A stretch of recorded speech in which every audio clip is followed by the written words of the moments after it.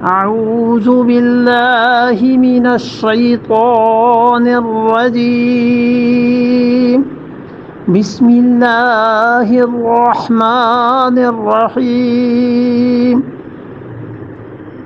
قالوا إنا إلى ربنا منقلبون قالو وہ بولے انا بلا شک و شبہ ہم الی ربنا اپنے پروردگار کی طرف منقلبون ہمیں لوٹ کر جانا ہے، اللہ کے سامنے جانا. کہاں ان لنا لاجرن ہے نا، ہمیں کچھ پیسے ملیں گے، اور کہاں انا الی ربنا منقلبون ہم نے لوٹ کر جانا ہے اللہ کی طرف.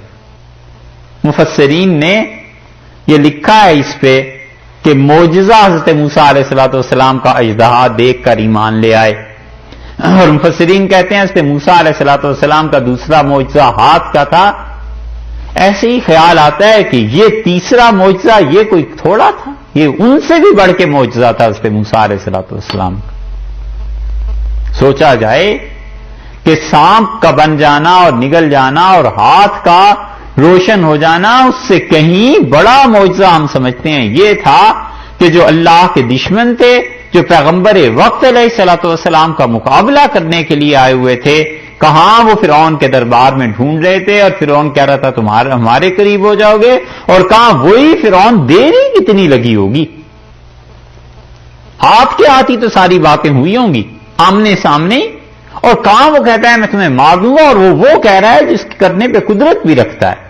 کوئی جمہوری حکومت تھوڑے ہی اور اسمبلی کے نمائندے تھوڑے ہی بیٹھے ہوئے ہیں، یہ تو بادشاہ ہے، ہو کر بھی سکتا تھا، ممکن ہے اس نے کیا بھی ہو، ہاتھ پاؤں کاٹ دے، سولی چڑھا دے، اس کو اختیارات تھے سارے مملکت میں حاصل.